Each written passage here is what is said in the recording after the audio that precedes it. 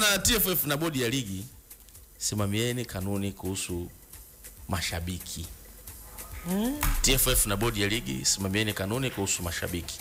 Nimepitia kanuni ya ligi kuu msimu 2024-25, ina sura 16. Ukianza kwenye sura ya kwanza ambayo inahusu uchezaji wa kiungwana, then zipo nyingi mpaka ya 16 inasema mamlaka. Kuna namna wametaja udhibiti wa mashabiki na watu ambao wanaenda viwanjani na nini kwa ujumla, na adhabu zao nyingi zimegusa club. Kwa mfano, mechi ikiwa inachezwa, mashabiki wa timu A wakianzisha vurugu nini na nini, kuna namna timu yao inaadhibiwa. Aidha kutokwenda kucheza michezo fulani bila kuwa na mashabiki kwenye mechi zao, adhabu ile inamuumiza huyu mwenye timu, anakosa gate collection na nini.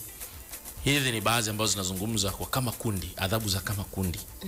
Sasa mimi kwa nini Dudumizi tumekuja na hoja hii kwamba bodi ya ligi na TFF wasimamie kanuni ya udhibiti wa mashabiki? Kwa sababu mimi nataka kujikita kwenye mitandao ya kijamii kwanza. Hizi nyingine zipo vizuri, ndio, na naona unachukua hatua. Lakini hizi za mitandao ya kijamii inabidi tuwakumbushe TFF na bodi ya ligi. Kama hamna zitungwe, na kama zipo tunawakumbusha Dudumizi kuzisimamia.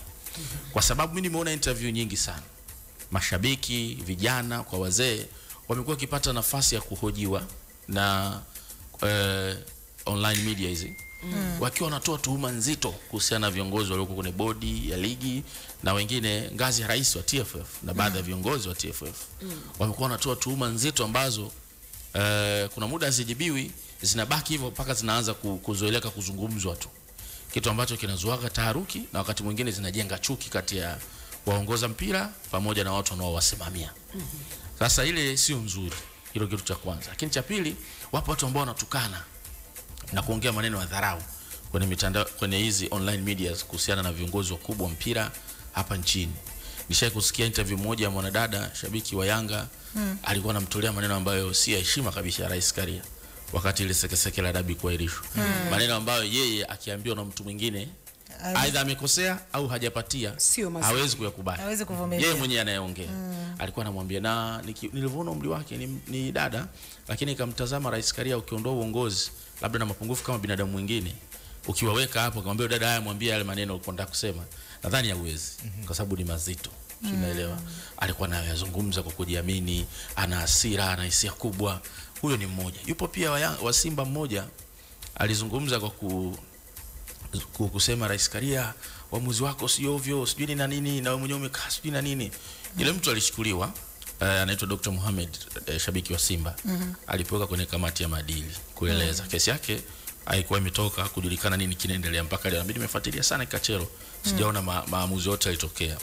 Sasa ile ni mifano ambayo bodi ya ligi sasa kwa ajili ya kucontrol uhuru wa mtu huo unaishia sehemu sahihi, bila kudharau viongozi, bila kuzua taharuki na misigano na isiwe pia isiwe mashambulizi binafsi. Sasa isiwe mashambulizi binafsi, kwa sababu kanuni zipo. Kama bodi ya ligi inaongozwa na binadamu, TFF inaongozwa na binadamu. Sifa yetu ya kufanana ni mapungufu kama binadamu yoyote. Siku unaweza kateleza, lakini jambo mnaliendeaje? Kanuni inaeleza jambo mliendee vipi ili mpate suluhu. Na wale ni binadamu, kuna namna mkianzisha provocation kama watu, na wao wanaweza kureact kiwatu. Tuseme sasa tumeamua turushiane maneno. Ikawa vuta ni kuvute. Sasa na wakati mwingine viongozi wa club baada ya kujua kuna tobo kwamba kanuni za kudhibiti hawa mashabiki wanaozungumza maneno ya tuhuma nzito na lugha zisizofaa kwa viongozi wa mpira, kushinikiza baadhi ya maamuzi imekuwa ni kawaida. Timu inaweza katuma wazee yale wa Yanga wakaongea, wakatuma Simba wakaongea, lakini ukikaa ukisikiza sema, mbona hawa wazee wanafanya kikao kwenye jengo la makao makuu ya club? Paka uingie hapa inabidi utoe taarifa kwa CEO ambaye ndio bosi hapa. CEO mpaka kuruhusu inabidi umwambie unataka kuongea.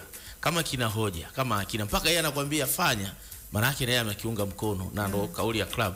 Lakini club haiji kusema mbele, unaona unachokiongea wazee na ambacho club inataka ni vitu hicho kinaendelea. Kwa hiyo wanakwepa huko kwa sababu ya kanuni.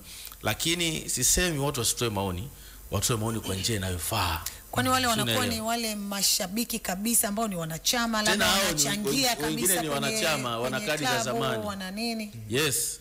Kumbe kuna namna wanaweza wakakaa nao wakazungumza nao wakanyoa. Secretariat ya TFF ina uwezo wa kutoa hiyo wazo la kuunda hiyo kanuni wakapeka kwenye mkutano mkuu ambao wajumbe wa bodi ni clubs zenyewe zikapitisha au zisipitishe, then ikawa kwenye implementation, kwa sababu imefika hatua sasa mtu yote anaweza kaongea chochote kuhusu viongozi wa mpira wa miguu. Sawa, basi endelea kuichagua benki ya NMB, na swali kubwa ambalo NMB wanakuuliza, je, umebima? Muhimu sana kubima. Na wakati wanakuuliza hilo swali pia wanakupa jibu kwamba unaweza kubima kirahisi sana kupitia NMB mkononi kwa kupiga *150*66 alama ya reli, ama pakua application ya NMB mkononi upate huduma zote za kibima ambazo unazifahamu kwa kushirikiana na makampuni makubwa ya kuaminika.